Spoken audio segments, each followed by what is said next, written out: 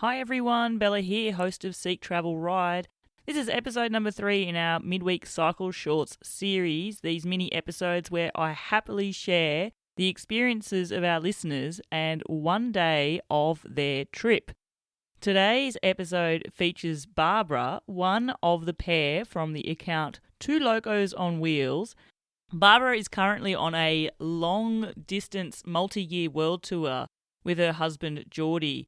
She and Jordi have cycled from Ireland through Europe and also some pretty incredible experiences cycling through South America as well. They've made their way all the way down to Ushuaia in Chile. But this anecdote that Barbara shares comes from the day that they were cycling across the border from France into Spain. It was a day of high emotions because Jordi is from Barcelona, so the idea of finally cycling across the border into his home country was a strong one.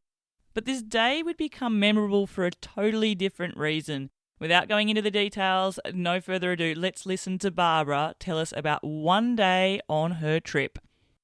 Hi Bella, I'm Barbara. I'm currently cycling in South America, and here is the story of my one-day journey. We've been actually in France. The night before, for the first time ever, we were sleeping under the stars on the beach. And the next morning, of course, we get up and, we started to prepare and we cycle. Unfortunately, that day, despite the heat wave, which was coming up, we started a bit late. So like in the middle of the day, like about, the 12, it become like 38 degree, and my body for some reason doesn't react well if it comes to the heat.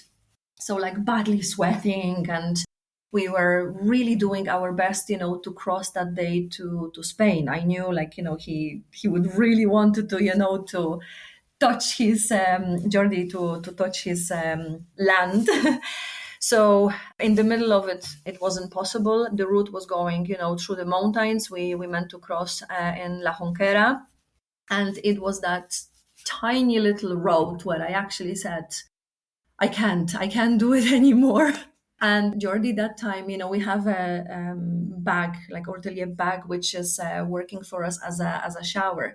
So he ran to the closest bar and begged for the cold water.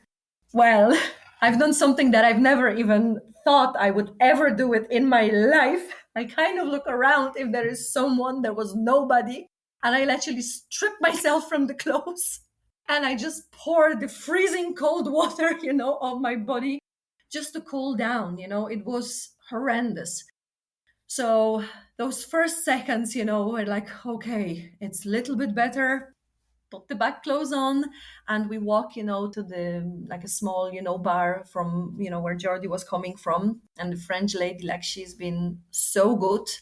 This was like, I think about 1:00, and it's been actually some warnings going around about the temperatures for the day. So she told us that there is absolutely no problem. We can stay there as long as we need to. And we actually stayed till like 7 p.m. And instead of camping, we decided to continue cycling. It was much better, and we did cross the border. Very, very emotional moment, for the two of us, but especially for Jordi, coming to his Spain, home. It was like, wow. And I don't know, I think we got, such a extra energy boost that I remember we did, extra kilometers, and we reached Figures that day. Yeah. And then we took the rest. But yeah, actually stripping myself in the middle of the of the road, that was something that I never occurred in my mind that it will happen ever. I can only imagine what that must have been like for Barbara. Suffering from heat stroke is no joke, and I can't even fathom what it would have been like for them travelling in 38 degrees heat with that world tour cycling load on their bikes bearing down on them too. And you can only imagine what she must have been feeling like in that moment as well, where heat stroke's taking hold, the idea of just stripping off in the middle of the road and pouring that ice cold water over her as well. I think the other lesson to take there was sometimes you just need to do what you need to do just to get by, and it sounds like taking a few hours off not cycling through the heat of the day was really what they both needed. And I love that a day that potentially could have had quite serious implications there with heat stroke actually then turned into quite a magical experience for them as well. And instead of staying where they were at 7 p.m. at night, taking to the bikes again and cycling over the border and remembering just beautiful moments together. I love that this is the memory that Barbara has shared for us. I'm particularly excited to share this story as well because I have a full interview with Barbara and Jordi to come on the podcast, so definitely keep your eyes out for that as well. In the meantime, you can follow their adventures on Instagram and Facebook. Their account is 2LocosOnWheels, and I have added links to that in the show notes. Now, if you'd like to be featured in this series, it's pretty easy to get involved. Click the link in the show notes, which says that you could leave me a voicemail. Once you click that link, simply tell me directly about one day of your trip, and then listen out to these midweek episodes to see if you are about to be featured as well. If you are enjoying Seek Travel Ride, chances are you've possibly got some friends who would enjoy the show as well. One of the best ways to actually grow the listening audience of this show is sharing the show with your friends and family.